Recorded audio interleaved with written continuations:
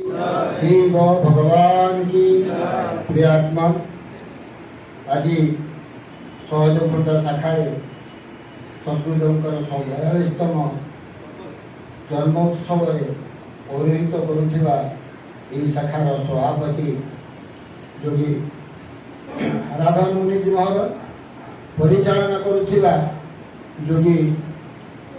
सिद्धर मुनि जी महोदय उपस्थित राज्य जिला स्तरीय एवं ए आश्रम समस्त कर्मकर्ता वृंद सम्मुखें आसन आसीन आमर एकात्म योग शिक्षक योग शिक्षयत्री मुनिराज मुनिराजी मुनि मुनिमती एवं जिज्ञासु भगवान समस्त को जदि रमोदर मुनि सर्वप्रथम जनाऊँगी आज गुरुदेव जयंती में कई कथा कहवा पूर्व सर्वप्रथम आदिश्वर मुनीश्वर योगेश्वर सत्युदेव शिव मुनि को मोर कोटि कोटि भक्तिपूत प्रणाम जन आपण मान कथा रखी प्रिय आत्मा गुरुदेव जयंती गुरुदेव विषय आलोचना करने कथा किंतु आज जहाँ मुझे देखुची आज योगानुभूति विषय समस्त आलोचना भाग नहीं परम कालीन गुरुदेव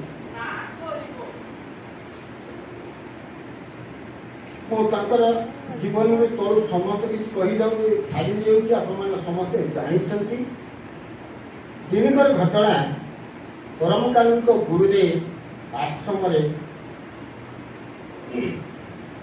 जो आश्रम को आपण मैंने समस्त केते भंड आपण को कहते चलतु जीवा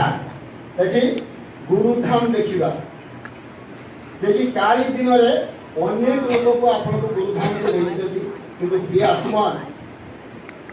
सतगुरुदेव शिव मुनि जी जो मुनि समाज स्थापन करते तीन महल कोठा गोटे छक उपर गोटे रास्ता एपट को जाइए गोटे एपट को जाइए गोटे गीता पेश को जाइए धाम तल ताल से समस्त खाद्य प्रस्तुति लैट्रिन बाथरूम एवं डाइनिंग तल ताल थाए द्वितीय तालाटी हूँ प्रेस तृतीय तालाटी थिला जो जो माने कि कर्मकर्ता अच्छा विषय आलोचना बाहर जगत जो मैंने आसती मुनि समाज ज्ञान शक्ति पत्रिका को पढ़ी से विषय बुझापी शंका समाधान से तीन महल गुरुदेव रुहति दिनकर घटना तीन जन सन्यासी आसी गुरुदेव